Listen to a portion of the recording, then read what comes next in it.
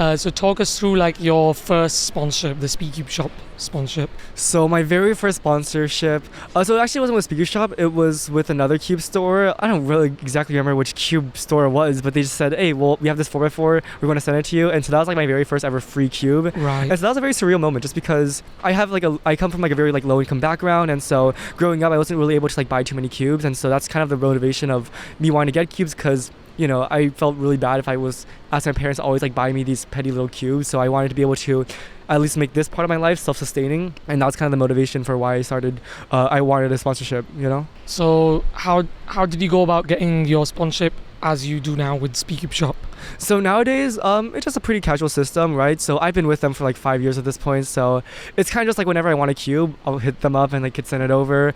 And in return, they're in the link of every single one of my videos. I promote them in most videos, and yeah, they're just like my main supporter. And they've honestly have been amazing just because, when I was like super, super into YouTube and growing super, super hard, they were going super hard with me, right? Supporting all of my monthly giveaways, with a $100 gift card every single month. Like I reached out to them every single month, like, oh yeah, I need a new giveaway, I need a new gift card, so thank you, Veronica. But yeah, and like just sending me all the cubes I ever needed, like even if it was like a big request, like a $200 like 12 by 12 for example, they would just send it over because they knew that I was going all in with it.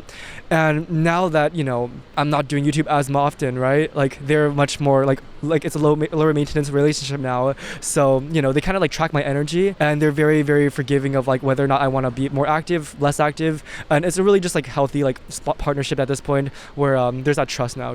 Did they first reach out to you, or did you reach out to them? I first reached out to them, sent Cameron like a long email saying that like, oh yeah, like these are my goals with YouTube, this is where I want to go, this is how many subscribers I have, and like if you sponsor me, I want to do this and this. I just sent like a really long email, and honestly I don't think I needed to do that. I think I just could have just emailed him being like, I would love to like request a sponsorship program or whatever, and I think I would have gotten the same result. But yeah, I sent a pretty long email to Cameron. Yeah, I mean there's a lot of like young cubers like asking companies for free cubes. So what tips would you give to them for a cubing sponsorship? I would say, free cubes is a valid motivation for wanting to do YouTube. And so I'll say if you really want that, I think that first off you need the numbers, right? So I'd say around 2,000 subscribers, 3,000 subscribers. I'm not too sure exactly what the scene is like now, but back in the day that's about what you needed to get at least some basic level sponsorship. And then afterwards, yeah, just like continue growing, and as you grow, the store is going to grow, and like it should be mutual, right? Like you're not trying to just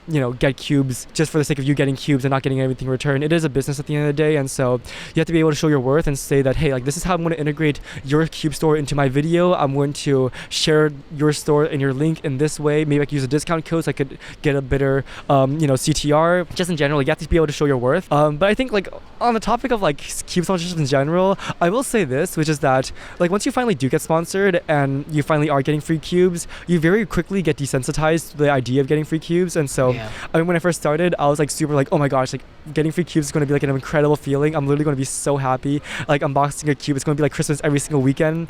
Whereas in reality, maybe it was like that for the first few weeks, but very, very quickly I got very desensitized to new cubes, just because I didn't really feel like the inherent value in it anymore.